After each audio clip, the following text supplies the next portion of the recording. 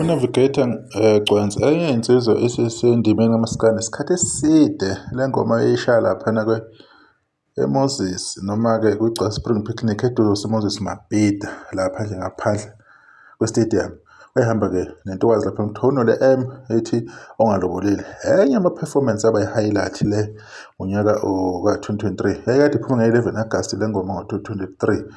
Into eyenza ukuthi ngikhulume ngomsebenzi kaNavigator Gcwensa, omunye abantu aba-talented kakhulu asebenesikhathi eside endimeni, kodwa i-peak yabo ayifuni ukufinyelela when it comes to i-success, impumelelo. Yesibona izinto ziyenzeka, kuhamba kahle, uyabona ukuthi akashodi ngezinto ey'theni, ilapho nalapho nje, kodwa yena nomculo wakhe kune-gap ekhona.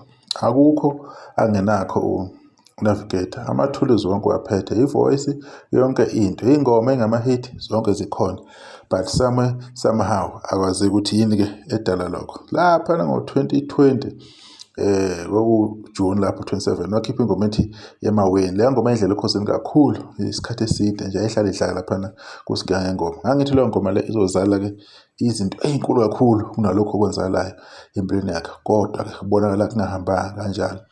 Uma uthi awubheka futhi umsebenzi wakhe akhumbula laphana futhi kunengoma ethi Ushwebile. Lapha ku-YouTube uma uthi uyayibheka leyo ngoma leyo inhle kakhulu, ine-3.8 ama-million views, awazi ukuthi kanjani. Bese kuba nengoma futhi ayikhiphe ngo-2024 ethi Kancane ehamba nentokazi ethi Ashante, enye futhi ey'ngoma ezimnandi kule album yakhe.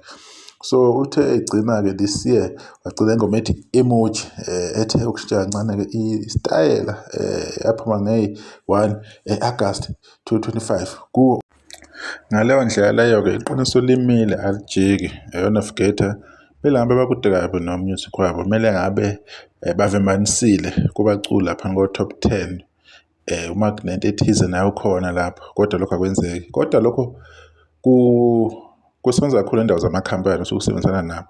Umuntu osebenza naye kufuna kube umuntu onemali ozokwazi ukuthi akuthwale, ngoba kunzima ukuphusha umculi shathi unethente kanjani, udinga umuntu ozokuthemba.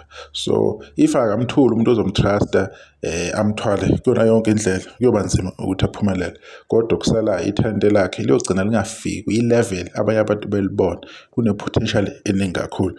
Siyathemba ukuthi-ke kuyoba noshintsho-ke ngelinye ilanga-ke, ngoba leli thente kanjena phela hambe naye umuntu agcina sephela uthando lomculo ukuthi yena sengicule konke kodwa izinto ezinhle ayisondeli kimi, ngigcina nje ngokuduma kuphela. Ngisahle ngazo sodwa nokuzayo, ngibonga ithuba kade sibheka le nsizwa.